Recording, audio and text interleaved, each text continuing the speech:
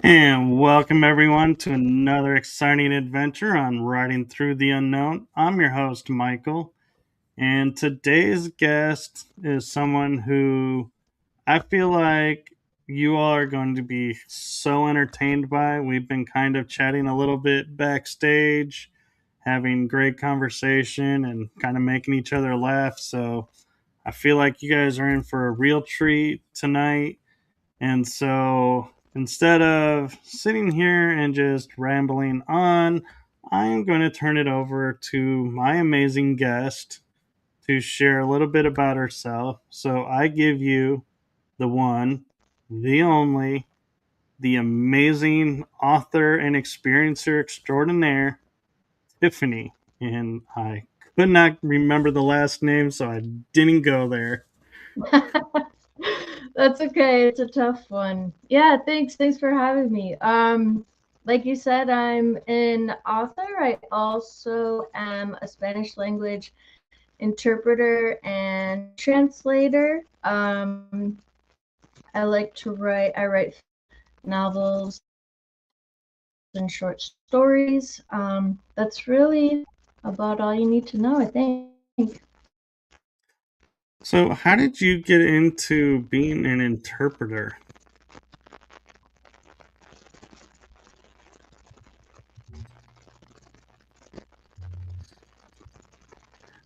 Are you able to hear me right now?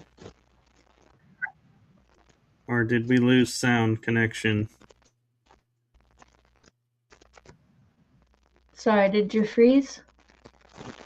Oh, it's on my A screen. It little. looks I like think I you just froze. froze for a second.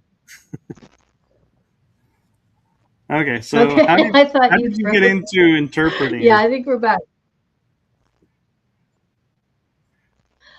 Um, uh, well, back when I was about 14 is when we could first start taking Spanish in school when I was a freshman. And I just felt like it was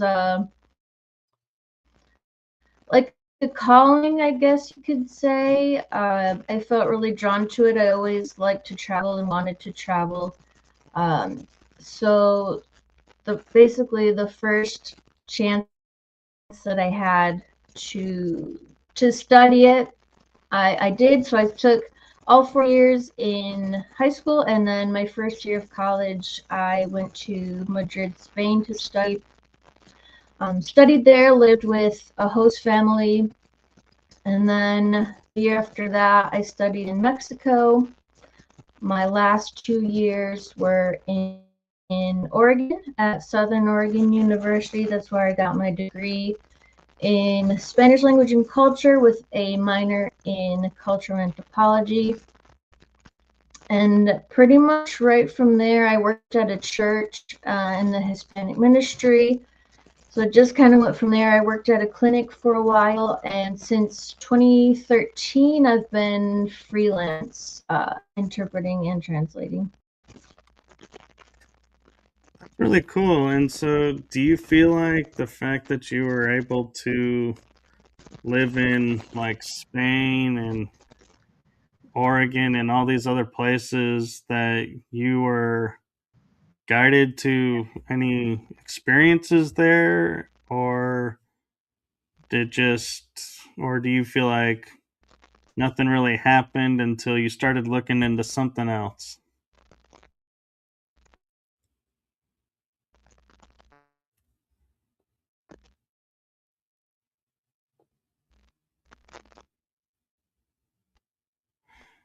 Uh-oh, I think she froze again. Let's see. There Sorry, I she lost is. you again. I keep getting the spin. Okay, sorry about that. Oh, no, it happens more than you know.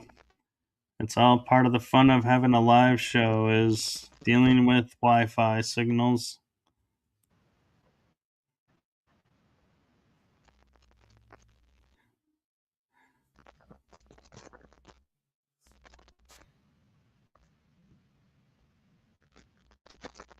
Let's see. Oh, there we go. Now she's back. Or is she?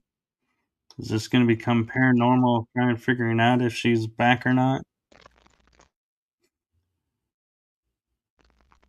I can kind of see, sometimes I see you, and sometimes it's just, are we back? Yeah, I'm not sure what's going on. And But I don't see myself. Sorry, I'm not sure there's anything I can do to make it. well, we're It was seeing you fine beforehand, moving. yeah, I'm not sure. Yeah, we see you moving. Your picture's always up, but sometimes Okay. it's frozen. Can you hear? But we can hear you. Okay. But Maybe.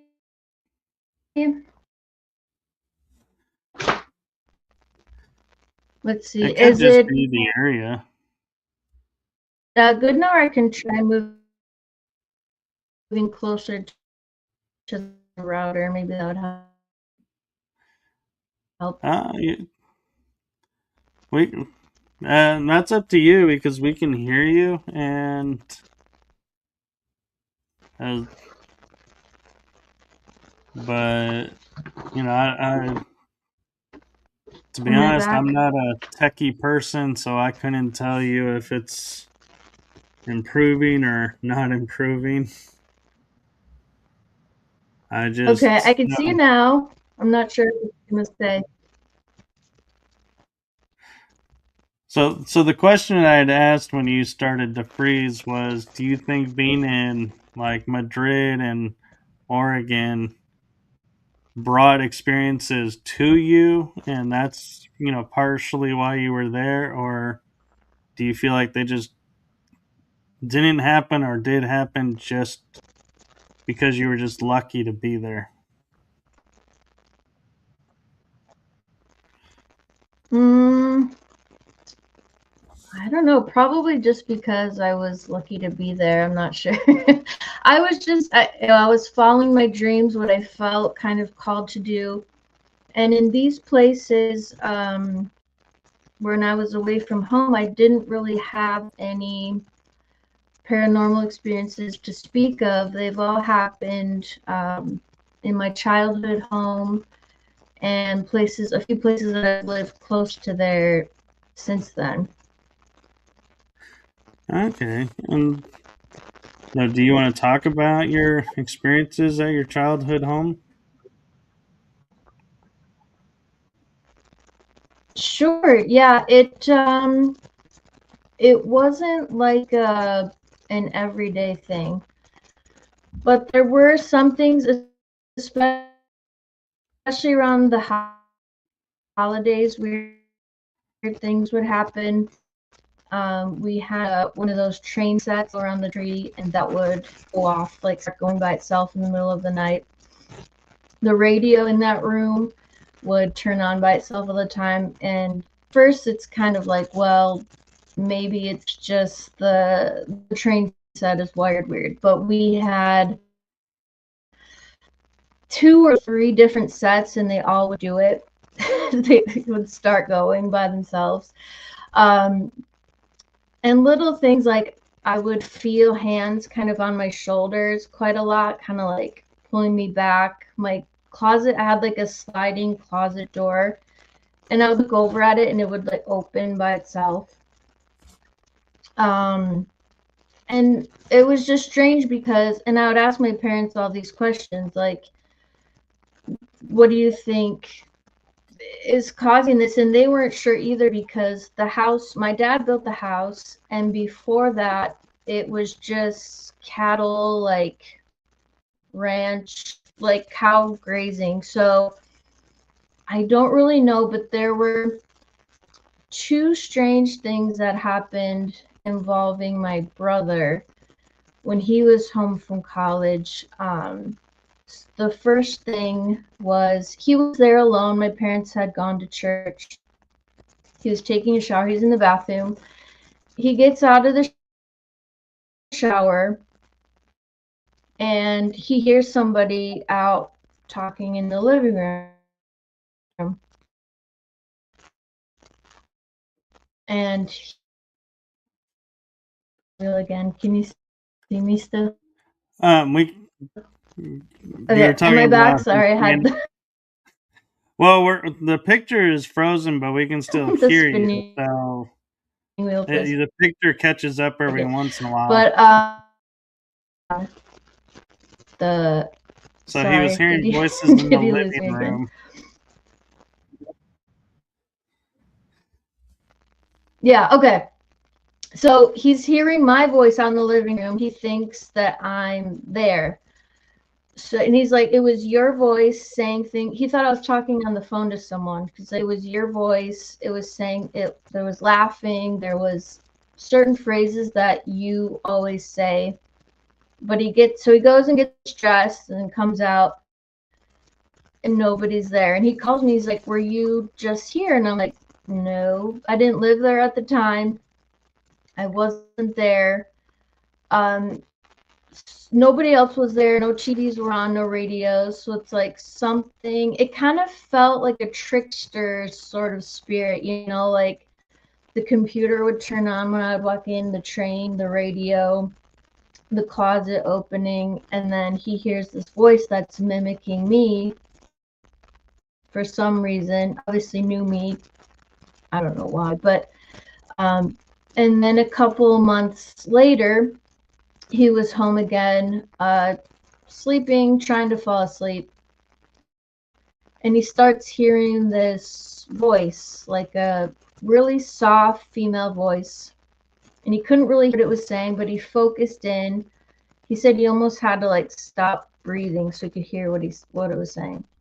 But he focused in, and it was a woman's voice praying the Hail Mary prayer over and over and over, kind of like a whisper, like right by his head. And he said it went on for like hours. I don't know if he eventually fell asleep or it just stopped in the morning. But that was another, I wasn't there, but that was another weird thing that happened. Like quite a few people in that town have talked about hauntings and weird things, and a lot of people think it's like from way back, like either Native American or like most of them think it maybe Native American ghosts, maybe from the time when Europeans started, when missionaries started coming over. I tend to agree, probably just because, as far as we know, no one else lived on that land. There had never been a house there before. Like this might be older sort of activity. You know what I mean? Yeah, but still, I kind of would take the opinion of, hey, if they're turning the computer on for me, that's really cool that it loads up and is ready for me to get there. But yeah, I could see where too you'd be, a little bit unnerved because yeah, a computer just literally turned itself on. And admittedly, my laptop does that. It'll be in sleep mode, and I sit down in my chair and I don't even touch the mouse, and it wakes up. And I'm like, how did you know I was here? But this is kind of cool. I'm liking this feature, but Yep, I'm that's what like, it would do. how do you know though?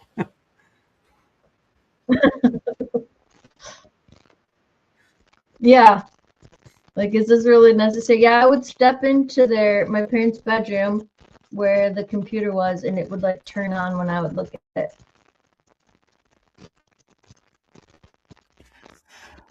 Very cool. And so I'm kind of Just curious too, weird. along the lines of, you know, beyond the electronics, did you ever see or get a feeling of a certain type of spirit being around or an animal being around that shouldn't have been around maybe?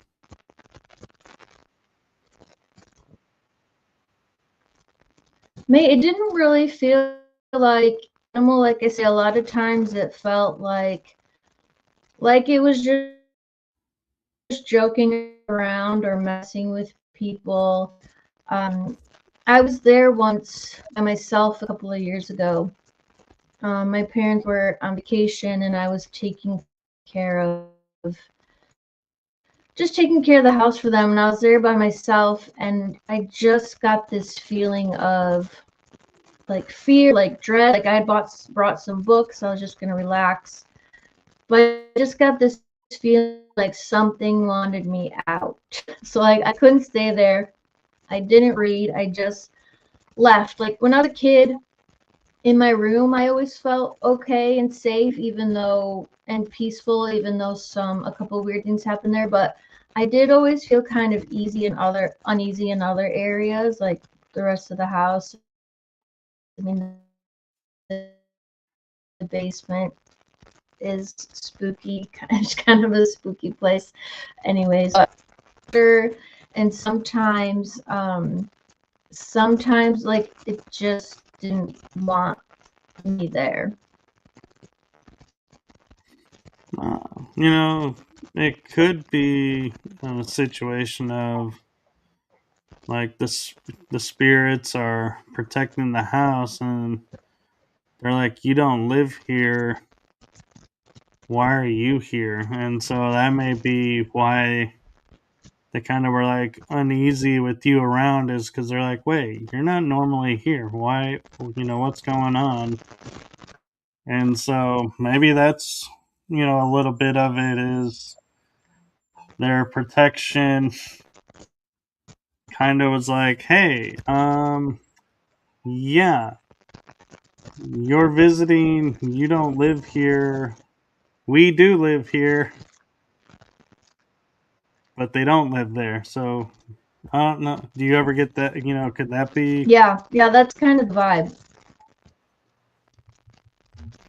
It could be sort of, yeah, like protective too. Like I don't know if it goes back a ways. Like there's never been anything outside of the house that's strange. It's always been inside. So I don't know what was there, what we built on top of. I mean, we've never found any bones besides like cow bones, or anything strange like that. So it's hard to pinpoint, but there's definitely something weird there. Yeah, and so that's really cool. And I'm kind of curious too, because you mentioned in your um in the topics Bigfoot activity. And so was that at your house or was that at a different location?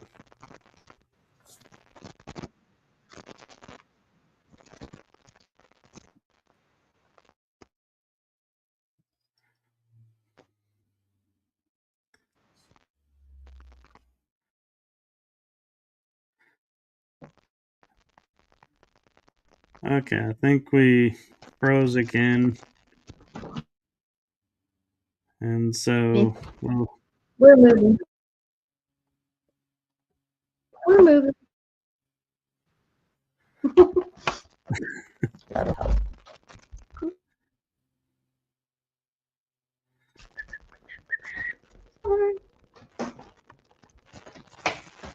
ooh, it got brighter all of a sudden. Okay. Can you see me? I see your picture, but it's slightly Yeah. frozen. There I you was trying to go. move closer to the router. Maybe that would help. Am I back? We can hear you. Your picture moved and then it froze again a little bit.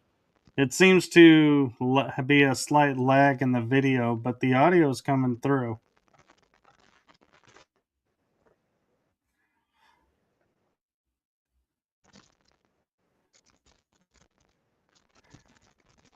I'm not, I'm not sure. There Okay. seems to be a Yeah, little so bit of I too. missed your last question. The question was you mentioned in the topics, potential topics, Bigfoot your house experiences, and I was asking, was that the house you grew up in, or was that a different house?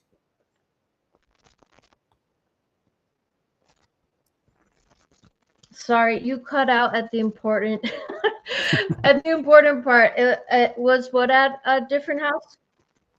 We'll get there. Bigfoot. Your Bigfoot stories. Oh, okay, yeah, that I know you said that a few times, and like every time you got to that word, I swear, like that word cut out. I'm like, what is he asking about? Okay. Um, yeah, so that was at a house that I rented from. I was there from 2011 to 2014. And I'll just start by saying I never saw one, but there were several weird things that happened at this place. And then I'd say about 2 years ago, I started to listen to cryptid podcasts, people that would say they'd seen Dogman or Bigfoot or, and it was, mostly Bigfoot podcasts.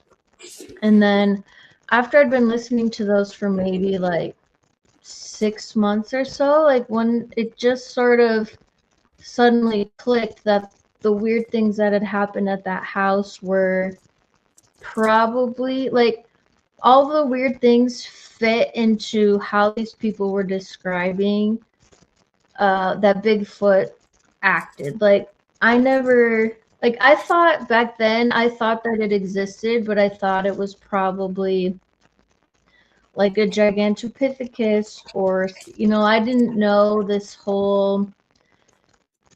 the other side, there's a spiritual side. They apparently have some abilities.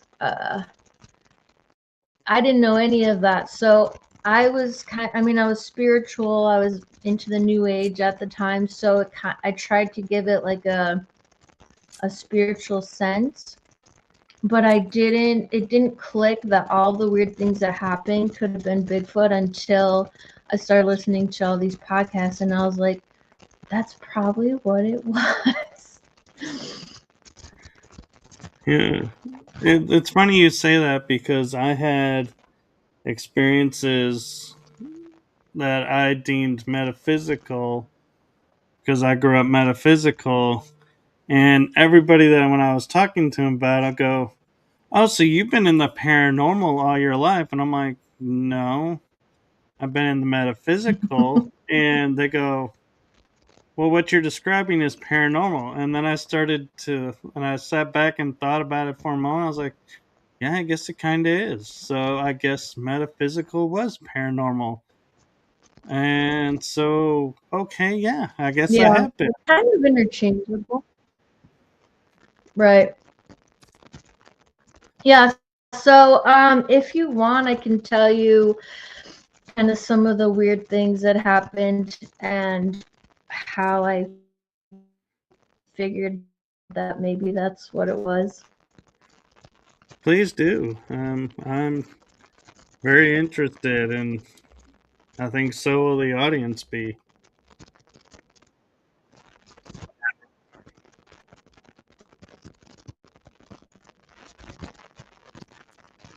Okay.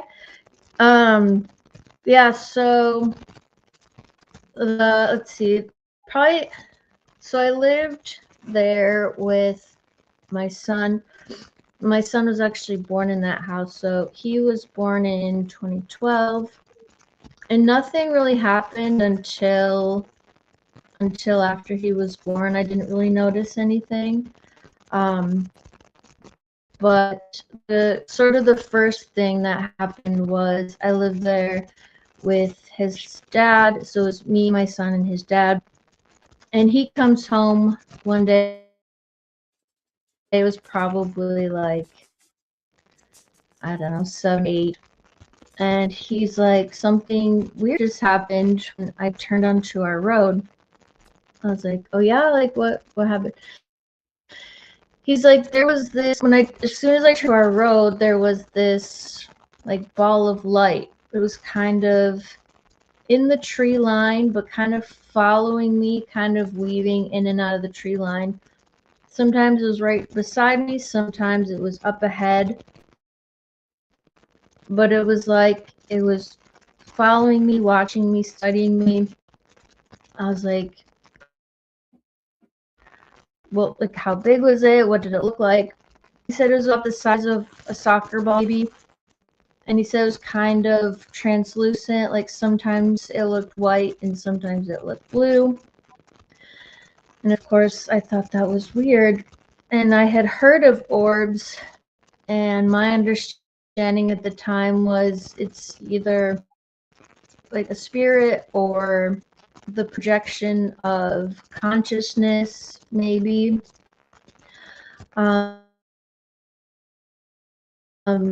But then I start listening to these stories that have Bigfoot activity near where they live, also see orbs and strange lights. I don't know if, nobody really knows what they are, but I don't know if it's the Bigfoot, they can turn into orbs or exactly what they are, but there is some sort of association or some sort of relationship where people that have Bigfoot activity also see orbs, which I didn't know. I never saw one. That was the only time he said he saw one. But that was the first sort of thing. And so then after that, probably a few, I'd say, I don't know if it was like 3 or 4 months later, around the same time of day, maybe 7 or 8 in the afternoon, TV was on, and all of a sudden, I'm sitting on the couch on the opposite wall where the TV was outside, like something hit the side of the house, like really, really hard. There was some pictures there, like the pictures didn't fall off, they kind of shook, but like something just hit the side of the house.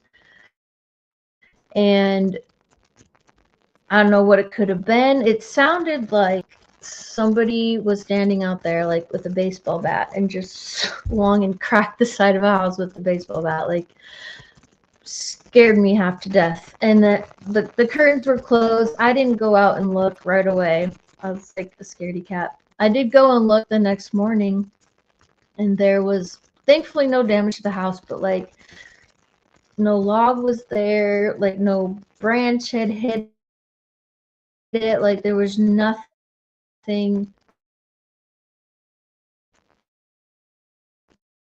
And there weren't any neighbor, like the closest house was like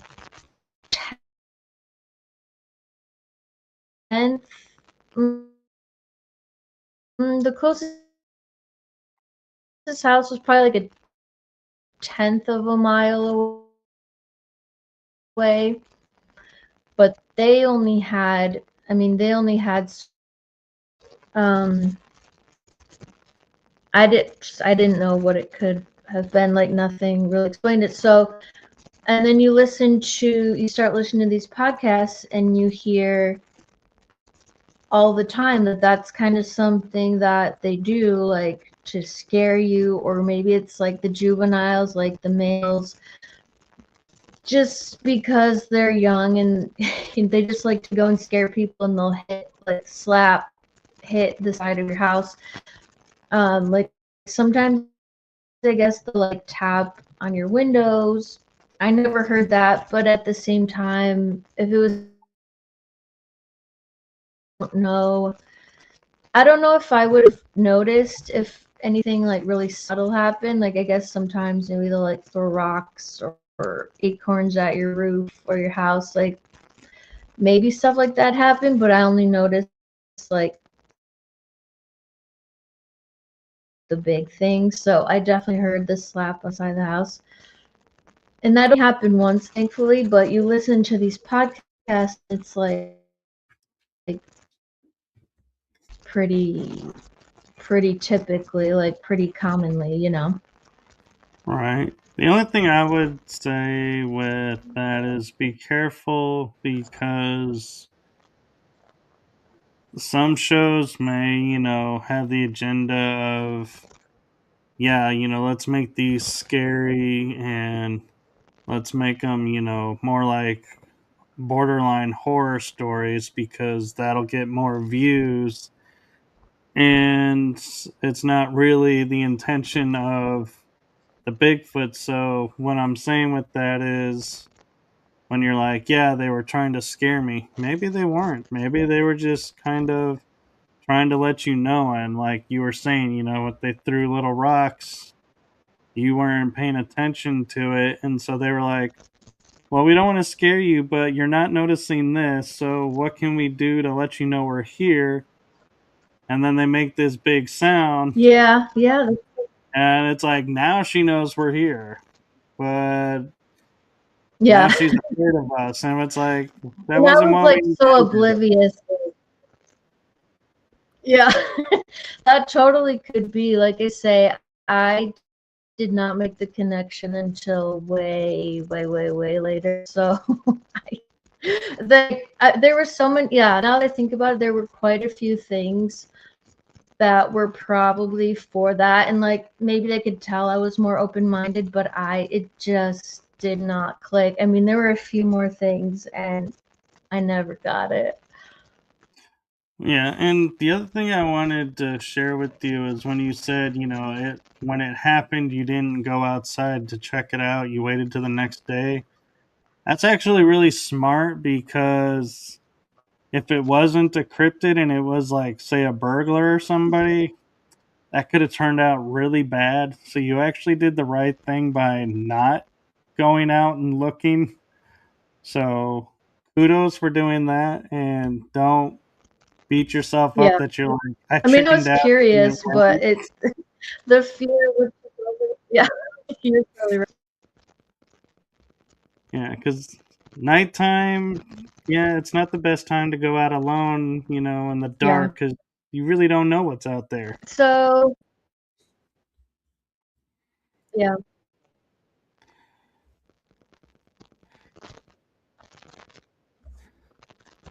true. Yeah, totally true. So, Because there was like right behind, there was like really dense woods that I didn't really go into much. Like I went back there once and there weren't any trails. It was very thick and dense, and there was like an old car that kind of freaked me out. It was creepy, so I don't really know what was back there because I only went once, and so there could have been anything. well, and one thing I will say, with the woods is if you ever seen trunks that were bent to like form like an X shape on a pathway, if you've seen anything like that, they will say that's usually like, I think it's like 7 or 8 out of 10 chances that a Bigfoot did that and they're marking their territory. So that could be further proof of, yes, there is a Bigfoot in the area. So was your encounter a Bigfoot? More likely. Yeah, I've heard that. But Like I say, like maybe.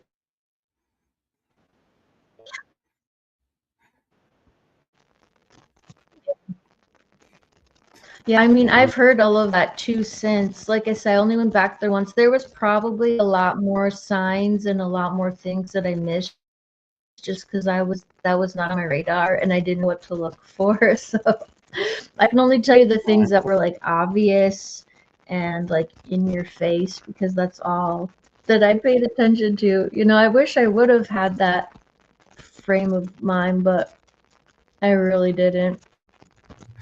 well, and it So, seems to be, but there was, let's see, after that, one weird thing, like maybe it's related, maybe it's not. I've heard that they can kind of control electronics, like when people go out looking, like their batteries will get drained or die or things like that. And one day I was going out, there was nothing. Like I turned the key and the batteries completely completely dead. Completely, like, didn't turn over, nothing. So obviously I couldn't go to work.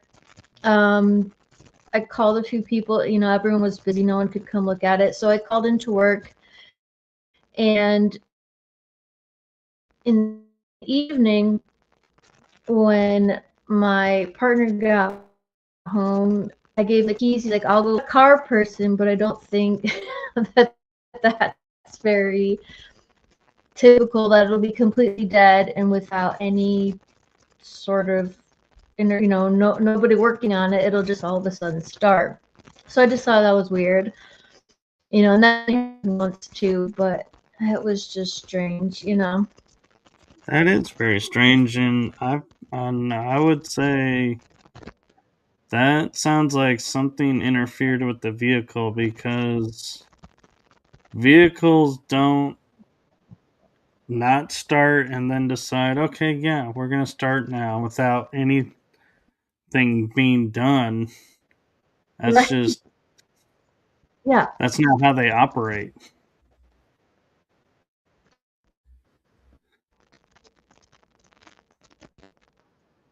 Right. Exactly. That's I was like, okay, this is kind of weird. And then I'm trying. There are a couple other things. The really, really, really. Here's the really, really, really weird one. So after that, this was I remember it was in February, in the winter, and it was around 7 in the morning. I woke up. I didn't want to get up yet, so I was kind of trying to go back to sleep. I had my son there in bed with me, and I was closing my eyes, kind of drifting off to sleep, but I wasn't asleep yet. And I all of a sudden hear my name being called, but it wasn't out in the room because he was a really light sleeper. He didn't wake up. Like, something just said it, it sounded like a female voice, and it kind of had an echo to it. And of course, it scared me. I was like looking all around, like, who was that? What was that? And I kind of thought, like, all kinds of things run through my mind, ghost, alien, spirit, ancestor, Bigfoot, and everything. But then you listen to the story, and, oh yeah, they're telepathic, and sometimes they can talk to you and send messages. Sometimes they try to let you know it might have been just them letting you know that they were there, maybe trying to call you out of the house. I don't know why, but I feel like maybe that was them too. Like, I don't have any other that's the only time that's ever happened in my life that I heard a telepathic voice. So, and of course it happened to be in that house. Well, there is something to be said for that. And I did have a thought. I don't know how aware you are of what happened in surroundings, but Um the day that your car couldn't start could have been them protecting you from something that could have happened, like yeah, so I a feel like really bad car accident. And maybe it was so, related.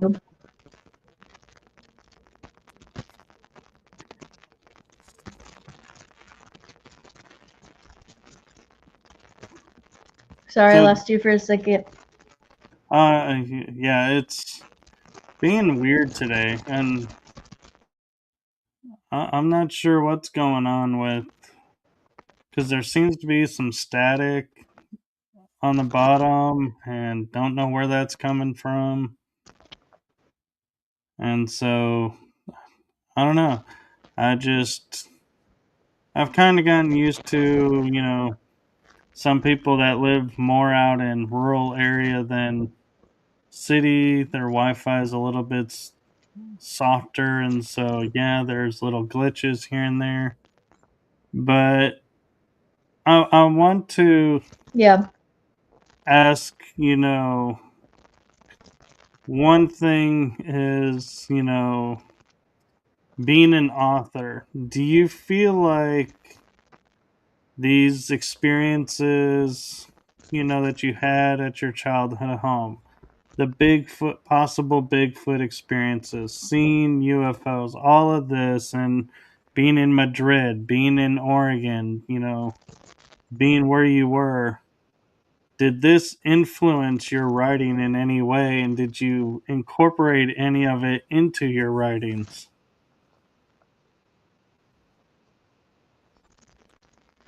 I think it probably did, just because when you're an open-minded person and you have also these experiences and you have, I like to write just because it's a creative outlet. I haven't added any particular firsthand experiences into it, but I think it does influence just to have, because I write about a lot of different species and creatures. I have elves, aliens, mermaids, troll, all sorts of different things. So I'm just sort of open-minded to those sorts of creatures being, some of them being fantasy and some of them being, possibly real, because you hear a lot of stories of people seeing a lot of strange things, and I'm not one to discount people's experiences, you know what I mean? Like I've never seen a ghost, but so many people say that they have. Like, who am I to say that that's not real, So just the creative aspect of being open-minded to different things and having different species interact. Sometimes they get along, sometimes they don't, and just kind of exploring what happens when these very different uh, creatures or species, exploring what might happen when they encounter each other.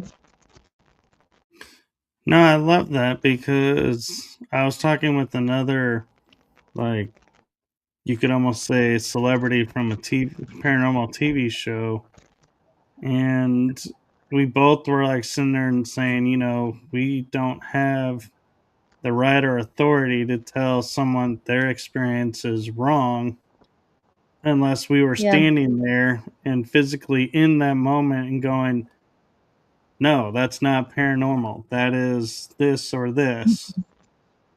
But if we weren't there, we can't make judgments on people's experiences.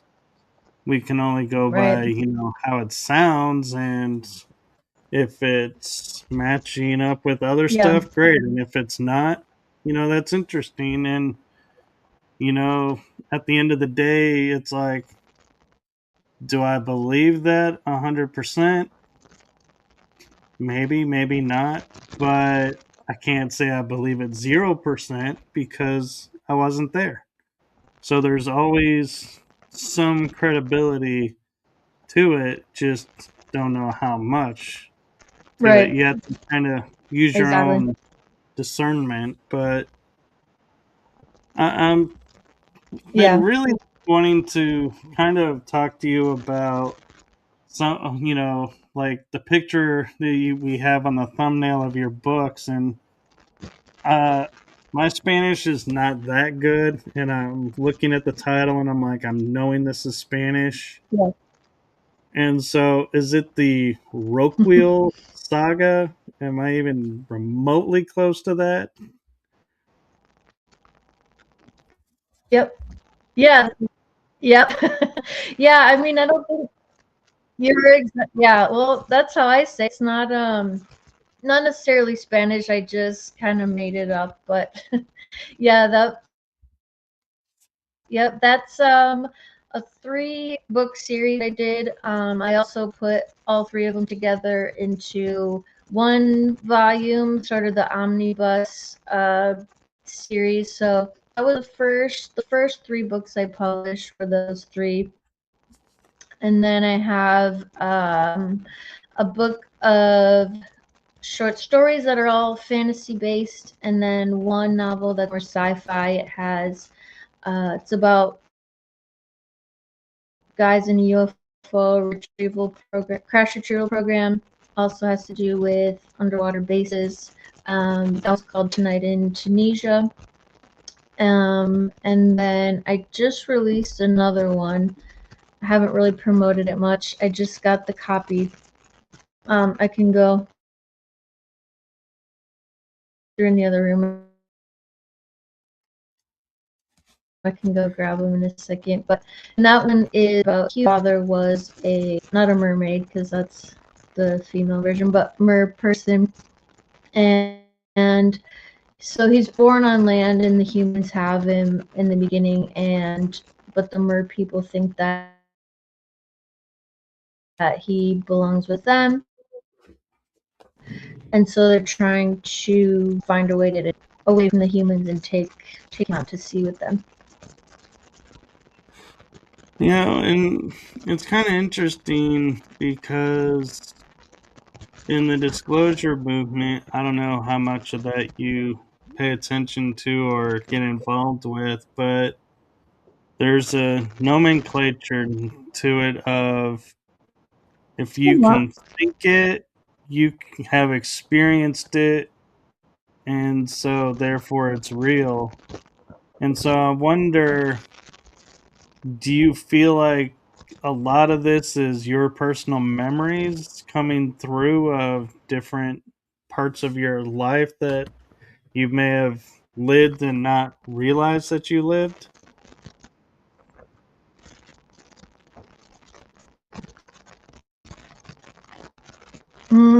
Maybe, yeah. I mean, it could be. I'm not sure. Like, you hear all these stories of kids, and they are remembering themselves from, oh, I was in World War II, and this was my name, and this is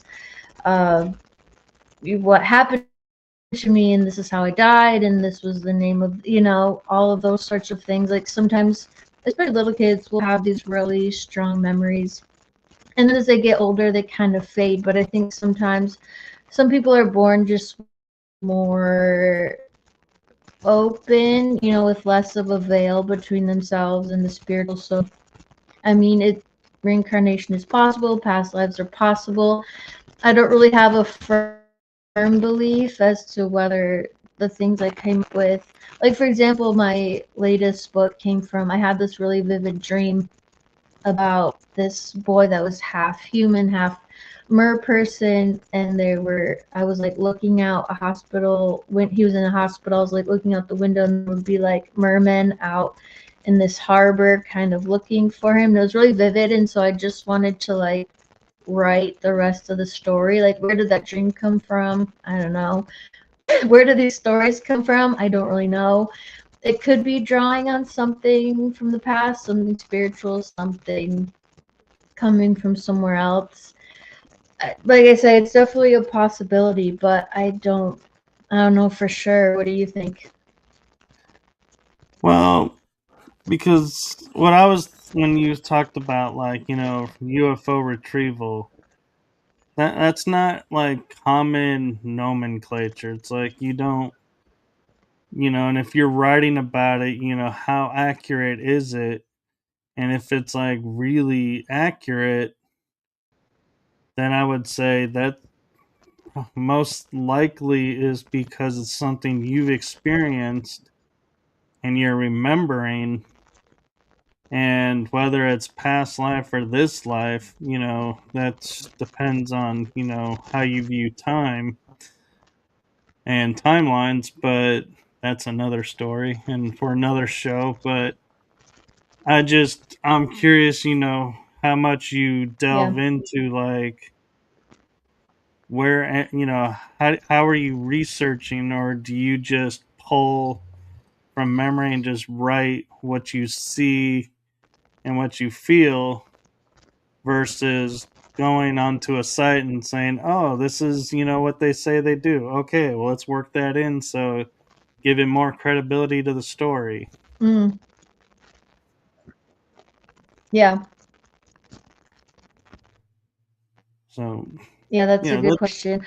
Um, Around 24, I don't, yeah, when did that's probably around like 2015, 2016. You were talking about disclosure. I got really into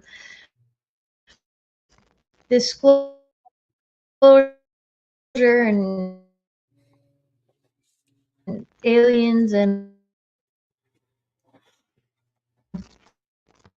I used to listen to a lot of testimonials, people that say like they've been in, different space programs and they've done this and they've done that. And I'm not sure how much of it, is true, how much of it I believe, how much of it is people being put up to it for some reason, kind of guide disclosure in a certain way. But I did used to listen to a lot of people who said, I've been to Mars, I've been picked up in UFO. I've listened to a lot of UFO abductee like experiencer um, podcasts and read books and that sort of thing. So I don't think, as far as that topic goes, not a lot of it, I don't think just came from my imagination. It was from listening to those sorts of podcasts where people would talk about their experience, or they've done, like hypnosis. They think something happened, but maybe their memory was being messed with, or they were getting like screen memories, like something was happening, but they're being forced to remember something else, and they'll go under. And a lot of times the hypnosis will take away those screen memories and be like, oh no, like you saw an owl or you just saw a beam of light, but really what happened is you were abducted and you're part of this hybrid program. A lot of things that can get uncovered when they do certain types of hypnosis. Like I just would watch a lot of those types of shows and podcasts. So I think that's kind of where a lot of it came from. And obviously all my books are fiction. I'm not claiming any of it is real, but a lot of these people say that they really did experience abductions or seeing grays, small grays, tall grays, mantids, reptilians, all sorts of different types of, alien life that's out there. So I've always been interested in the topic, and so I'd watch all of these podcasts and interviews, and then I'd get an idea for a book that kind of came from that, or kind of off of that. Yeah, and no, that's totally cool and that's totally fine. I always like to ask, that, what if, could it be? Because some people don't realize, Yeah, I mean, could have been an experiencer of something and it's been blocked from your mind. And when you're writing, it's yeah. like it bleeds through and it's like, hey, here's this, and so yeah, that's why I like to ask, is because sometimes being asked something can trigger a memory and going, hey, maybe because there is this I just thought about. And it's like, yeah. And so Mm-hmm. if it is personal experience, cool. And if it's not, it's still cool because you're writing about like certain aspects, like, when we look at books, nowadays of it, stories, and people's experiences, I don't think I've ever really come across one that goes, hey, I was in the UFO retrieval program and this is what we did. And so that's why I think it's really cool, that you are writing these little stories and sagas, if you will, of the different topics because it is putting it out there. And so maybe if somebody was a part of it, they can read your book and be like, hey, this Tiffany, person seems to know a little bit about what we did. And maybe then, maybe it was real. And I'm not saying, you're writing from personal experience, but your writing may help somebody who is come forward and say, yeah, this person, she's not an experiencer, but she's writing about stuff that we did. And it could be like validation for you of your mind filled in blanks Yeah, and hopefully. helped somebody.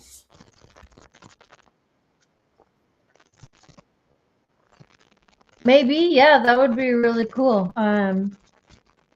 Yeah, definitely. I mean, That'd be inspiring, and that'd be awesome if something like that happened. Hopefully it does.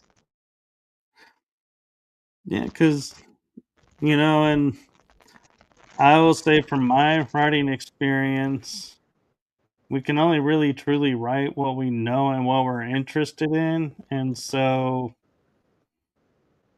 the fact that you're being drawn to these Yeah, topics may not be such a coincidence or accidental as you may think. There may be something underlying that's drawing you to all these topics. And so, could be. who Yeah, knows? But I will yeah, there say, definitely though, could. Sometimes, yeah. oh, sorry. Go ahead. I was just going to say with your merman story being, brought up on land and going to the sea, my first thought was, yeah, that's Aquaman. Yeah. I was like, Oh, "Mm, yeah.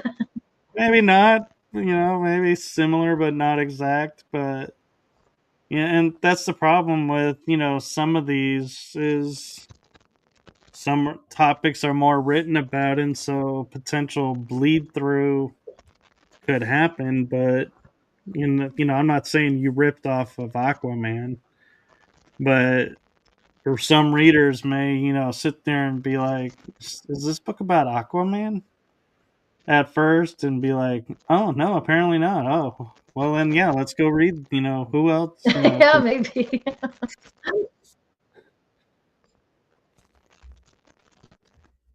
but yeah, so do you want to dive into the UFO sightings and the pictures and the video that you have for us? Sure, yeah. Well, one of them happened. I was just going to mention it because it happened during that 2011 to 2014 time frame. I was at the house that might have had the Bigfoot activity, and in listening to these podcasts with people, a lot of times they'll see UFOs around their house. Like this didn't happen around my house, but it happened in the same time frame.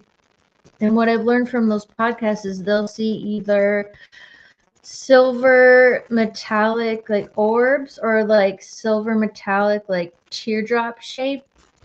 And so what happened was during that time frame, um, I went to it was like 25-minute drive away from my house, so it wasn't at my house, but I went to a place that had like an indoor play area with my son. Yep, this is one you're on right now. So it's this big like indoor playground, and I was sitting. There's benches along the wall. I was sitting at a bench, and there's these big windows on the other side of the room. And it wasn't like a voice. It wasn't like a telepathic voice. It was just more like a feeling, like a nudge, like go look out that window and you'll see something interesting. And at first I was like, that's weird. I'm not getting up. Like I'm watching my son play. But something kept telling me like, go look out that window. You're going to see something interesting. Like something kept nudging me to go to that window. So finally, I made sure my son was safe and playing, and I got up and walked across the room and looked out this window. And it's overlooking the parking lot, and just above the trees, like as soon as I get there, my vision focuses in on there's this small, round, metallic object. And I was like, well, that's not a coincidence. Something told me to come over here, and there's this object. At first, I was thinking like maybe it's a balloon. So I looked for, balloons are more like teardrop shape and they'll kind of move around with the wind, but it was staying in like one place. Yeah, that's like, it's very small, but that's a close up of it. The arrows, I had this was 2014. I had my very first smartphone, my first phone with a camera, and I had the presence of mind to take a picture. And so you can kind of barely see it. So there's this object there. And so I'm like, wow, I was like supposed to see this. And I wanted it to come closer, but it like starts moving away. And I thought, well, if you can put thoughts in my mind and tell me to like go over there, maybe I can speak to it. So I started being like, I'm here. Can you like do some kind of crazy movement so I know that you can hear me? And it didn't. It just kept steadily like moving away at the same speed, at the same height. Just kept going. And I don't think a balloon would do that. You know, like balloons kind of move all over and just go where the wind takes them. But this was like very controlled, like very steady, like stayed at the same height and just keeps like going away. And it was during this time where I was having this weird activity at the house. And then all these years later, I start listening to these Bigfoot podcasts, and they're like, yeah, we see these round metallic UFOs around all the time too, when the Bigfoots are around. And I'm like, well, it wasn't at my house, but it's weird that I had that feeling to go and look, like it wanted me to see it. And it happened like during the same time frame. So that's why I brought it up. Like, it was just weird. And probably, you know, probably related. There it is. Yeah, so that was that one. I don't even know if you can see it in this picture. I had to like look around for a long time to try and see it, and then I found it and had to draw that arrow to it because it wasn't very big. It was probably the size of like a beach ball or something. Yeah, It's it kind was of funny. somewhere I thought I'd seen it, maybe and then up a little bit. I don't even remember. Yeah, it's there somewhere. yeah, it seems Because to I be in this found it very once, but I think it's, yeah, it's somewhere in there. Yep. So it wasn't super high up in the sky, but like I say, it wanted me to see it, and it was during that time frame. So I'm just like, it probably had something to do with them. Like you say, they were doing all these things to get my. And I even went to a few psychics, like asking them about the telepathic voice, like who was this, and all of them were just like, I don't know. Like, I don't think it was evil, but I don't know. And then, like, but I think back, and if they would have told me, oh, it was Bigfoot trying to talk to you, I would have been like, that's not it. Like, you're crazy. So I'm kind of glad they didn't say anything, and I made the connection later. Because I don't think I wouldn't have gotten it, you know? right. Yeah, so that was that one. And then this one that you're putting up right now. So this was in 2009. This was in Cusco, Peru. I was walking with a friend. We were just walking down the street and he looks, yep, those two, yep. He looks up and he's like, what's that? So I stop and I look up and there's these 2 points of light kind of like dancing around, move. Sometimes they'd be steady. Sometimes they'd move like together. Sometimes they would like circle each other. And we're on this little skinny sidewalk, and then right to the side is like this busy road, and people are starting to like stop and look and gather, and like we're starting to make like we're starting to impede traffic. So we weren't there that long, but and then when I got home and you zoom in, there's kind of like a triangular sort of like it looks kind of like an energy field off both of them. I don't know if you can see it in this. You kind of can. But when I inverted the colors, you can see. Yeah. Yep. There's a circular dot, and then they both have like a triangular like energy. Exactly. Okay. And then so we were there for a few minutes. We had to move because we were like in the way. So, but they didn't make any sound. It was just weird. But when I got home, I looked into it. I just typed in like Cusco ball of light UFO, and there was a picture showed up of exactly one of these traveling like through a valley, and it had the energy field going off the back of it. And it said there was this article, and it was like, yeah, people see these around here all the time, and there were other pictures, and so it was just kind of like confirmation, I guess. I mean, those, I don't know if they're where they're from, if they're something that humans made, if it's part of their military secret black projects, but the way they were moving and just the fact that I don't know what they were. Well, I don't. Can you see it zoomed in like I have now? Yep, I could see it. So it's kind of interesting because there's another dot here, Mm-hmm. and then there's a smaller dot there, and a really small one there, but only this one lit up. But it Right. seems like Well, there's a line connecting them. yeah, maybe. When I was there, all you could see was the bright dots, and in the picture, that it kind of looks like an energy field, but it could have been separate dots too. I'm not really sure, but Hmm. I see what you're saying. It could be.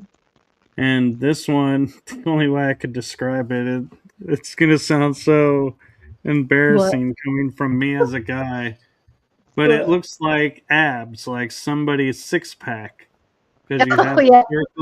a circle, circle, circle, circle, light circle. Yep. I see that now too. Yeah. I mean, it was weird, man. And I'm not quite so sure Very what strange. this is over here, off to the right of it, Yeah. Yep. but there seems to be like a faint triangle here. Mm-hmm. Interesting. And so, are you wanting me to show the video now? Yeah. So I don't know what those were, but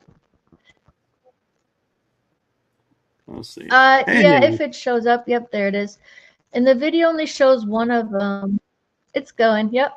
It only shows one of them, and there's like some bugs, like there's some other lights going by that I think were just bugs, but like in the towards the middle, yep, I kind of zoomed in, there's one of them when it was I don't know where the other one was because sometimes they would separate, but that's the only video that I got. yeah, I'm not sure. Let me see. I'm kind of trying to figure out which one are we looking at. If it's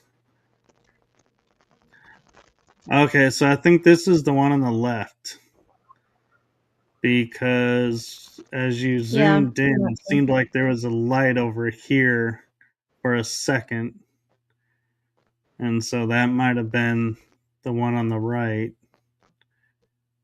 But no, and so I will tell you, I have a friend in Canada. Her name is um, Catherine, or no, Priscilla. Sorry, Priscilla.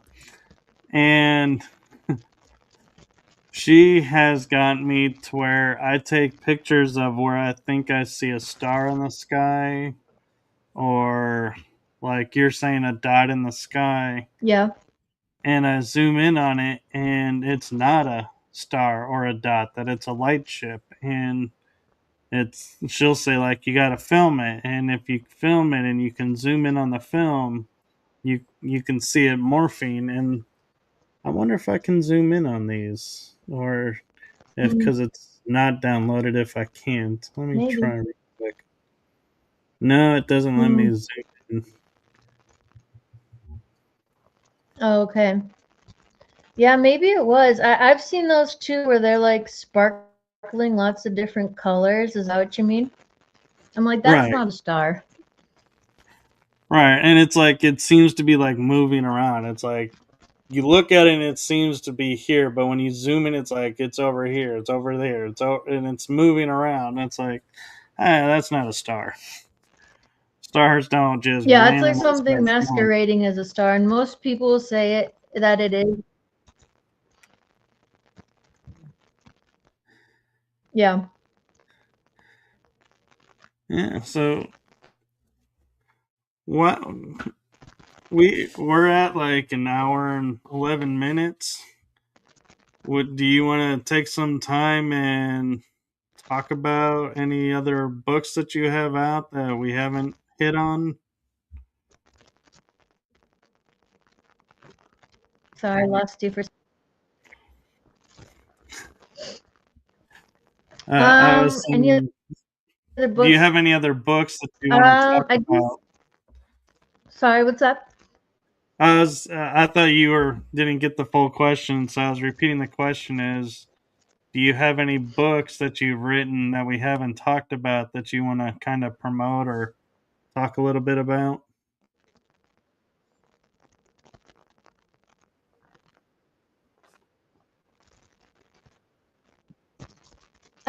I think I mentioned most of them.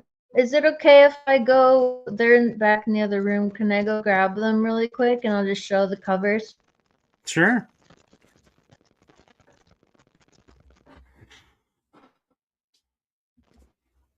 Okay.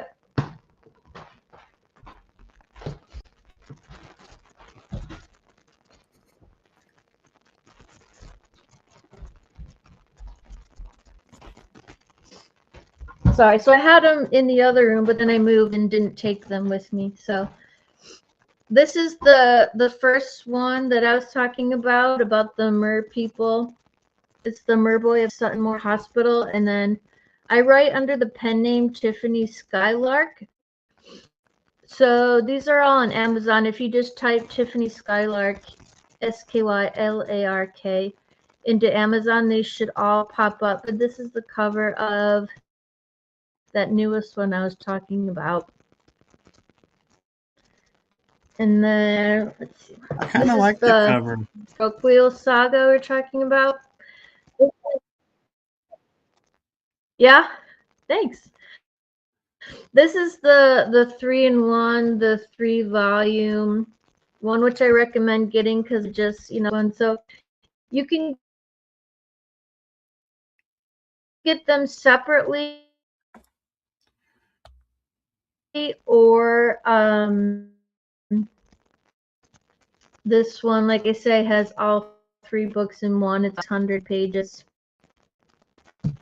And then and underground bases tonight in Tunisia. So you can look for that cover. And this one's pretty short, so it's a quick read. And then this cover has a long title, so I'm not gonna say it, but this one is I think 6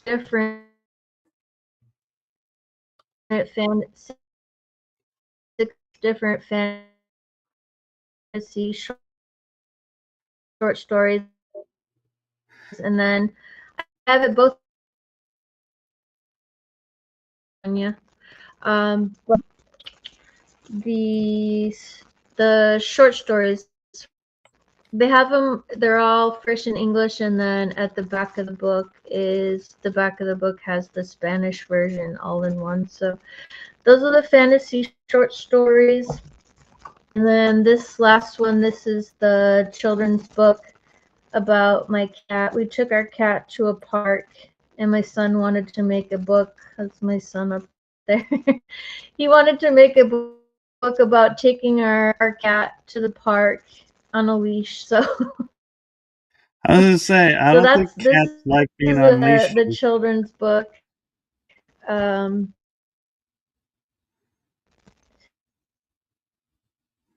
let's see if no picture.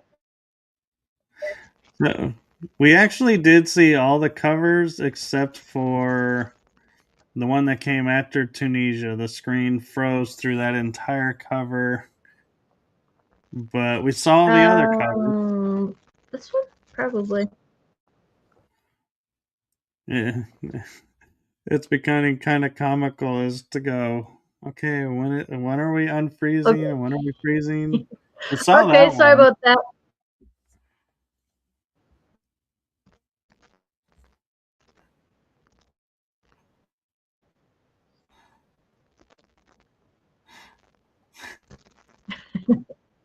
We're like waiting on Yeah, it. I'm sorry. No, you're fine. You saw this one. We Was it this saw one? the Tunisia, and then we saw the 3, the Okay. Roquil and Tunisia and the Merboy, Okay. and then we saw Yeah, so that was just the the short stories. Did you see? Could you see this one? Yes, we did see that one. Okay. Yeah, But so I that think it was was it more the then, short besides stories. the children's book. The Yeah, short we. stories. I think it was one of That one is those. the has like the gray cover Oh, well, then we with did see them all. Okay, I just. the the drawings in the yeah, this is a store, but I think of them though, pretty much. Yeah, so let me. Yeah, I think that's pretty much all of them. I think you got a glimpse of most of them.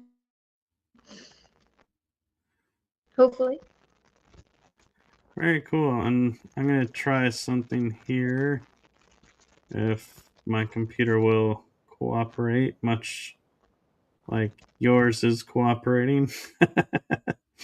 It's, what can I say? It's one of those days.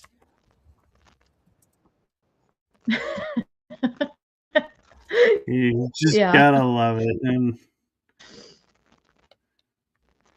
so let me see now.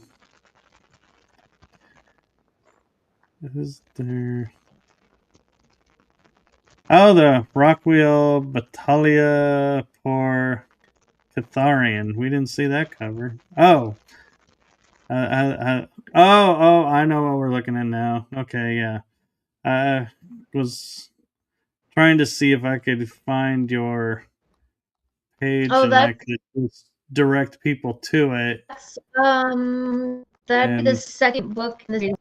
In Roku and the Phoenix and Roku and the New Planet. So that has all three of them. right. So I have those other books, I just not with me. So this is when you want to get them. Yeah, I'm trying to do something to help you out, and let's see if this will work. Okay. There is her Amazon author page link scrolling on the bottom. So do go and check out her Okay. books. And there, I actually just scrolled through. There Oh, I are see a it. lot to pick from.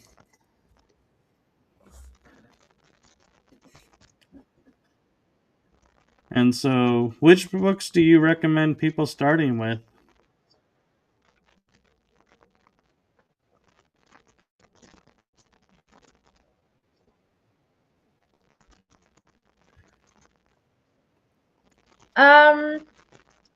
Probably either if you want to get the individual books. Um, Roku and the Phoenix is the first one in the series, so either that or how it turned out. So this is a standalone. It's not going to be part of a series, so probably either the Roku saga or the Merboy Suttonmore Hospital. Okay. Well, thank you for coming on and sharing your stories and your experiences with us. Um, wow, I am just in awe of what you have experienced, and I love your approach of I'm not saying it's this or that, but this is what evidence has pointed towards, and so you're it feels like you're kind of like I am. I'm like when I write my stories, it's here's the evidence, this is how I've interpreted it, you conclude. And so I like that and I respect that. So thank you for sharing that with us and sharing your story with us.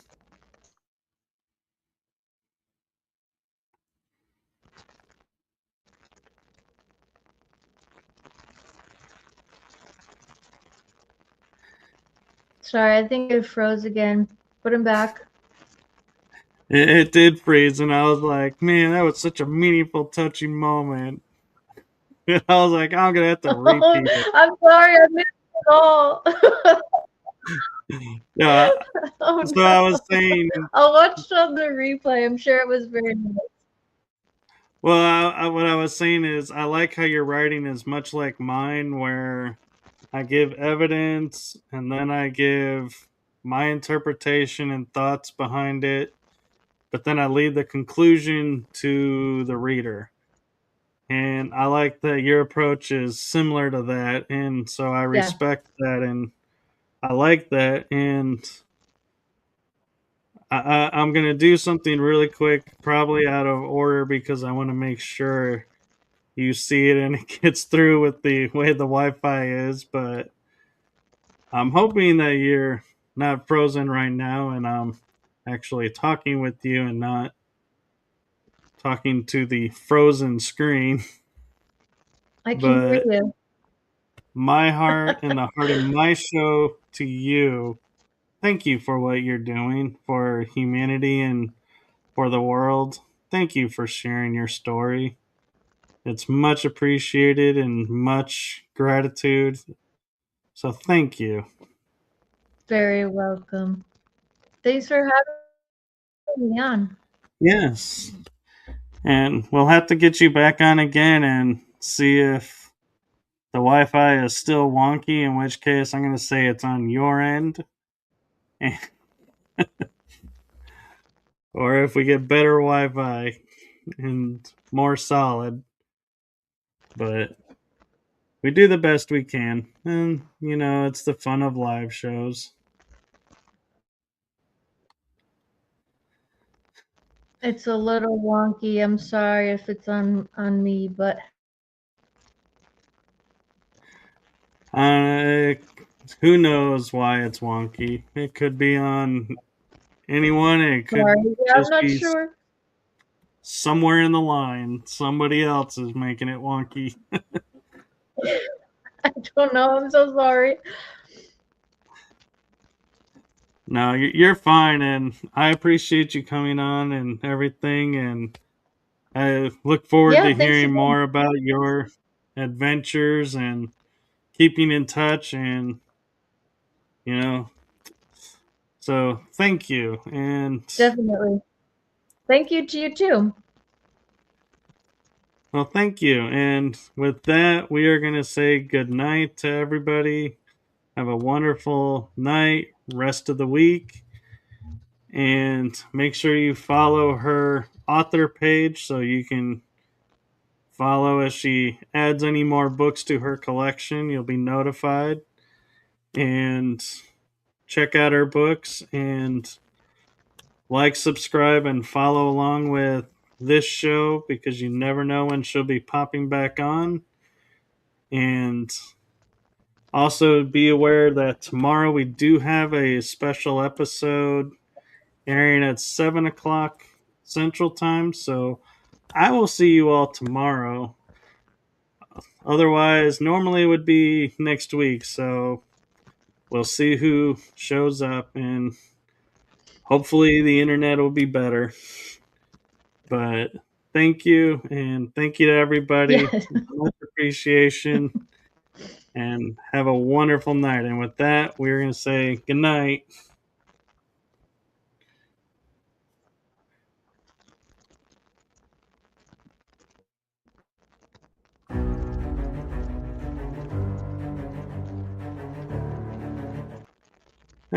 Let's try that again.